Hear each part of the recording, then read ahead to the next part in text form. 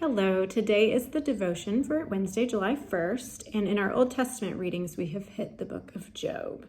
And I don't know how y'all feel about the book of Job. It's essentially a 42-chapter poem about suffering and kind of our understanding of how God works in suffering, and Job and his friends' misunderstanding of God's role in suffering.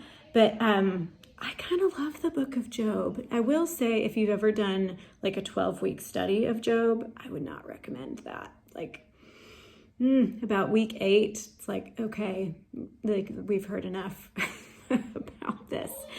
But reading it personally, I just love Job's realness and rawness, and just he's just really wrestling and wanting to bring that to God, and just wanting to, God, what are you doing here? What's going on? So we're in chapters 10 through 12 today, and I'll just read a couple verses, and then I want to fast forward to what the New Testament has to say about suffering, because it's pretty different than their understanding in the Old Testament. So just to give you a glimpse, obviously, if you've read this, chapter 10, is just to give you a glimpse of what Job was feeling in this, and I think we've all been there. That's partly why I feel like I can just relate to Job. He says, I loathe my very life. Therefore, I will give free rein to my complaints and speak out in the bitterness of my soul. I will say to God, do not condemn me and tell me what charges you have against me. So right there, he's thinking okay, I guess I did something wrong to deserve this. And then it says, does it please you, God, to oppress me, to spurn the work of your hands? So God, right there, Job has this view of God that somehow God is punishing him through us, and he can't really figure out what he's done wrong. I don't think I deserved this, so what's going on here?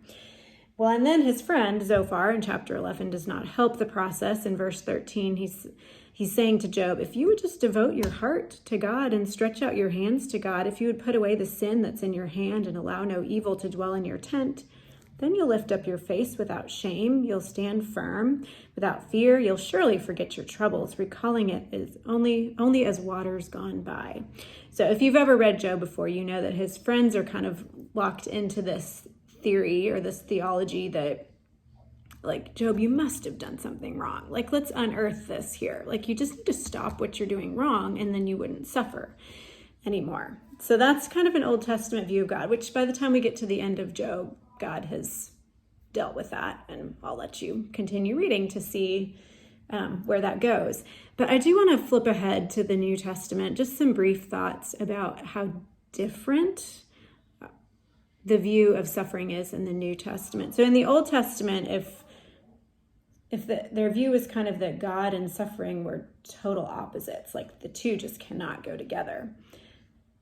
What do we do with Jesus then, who stepped in to suffering, who stepped in to the lives of people who were suffering and diseased and going through difficult times, were outcasts?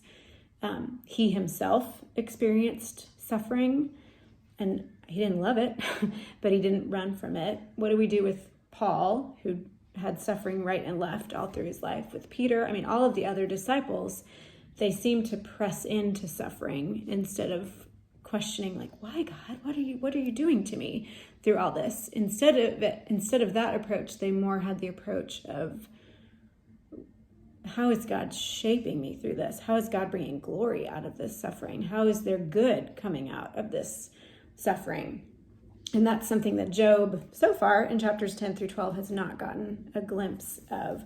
I think of the story that Jesus told of the people questioning the man born blind, and they're like, well, who sinned? Who caused this? And Jesus was like, no, nobody.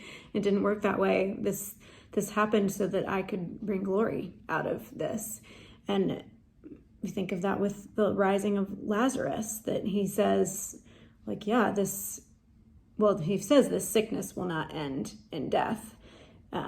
This is happening so that I can show my glory, that he can show his triumph over sickness and death. So the New Testament just has a very different approach to suffering than Job does. But I still think we can learn a lot from Job, and just his honesty and wrestling, and then in the end, listening to God. And,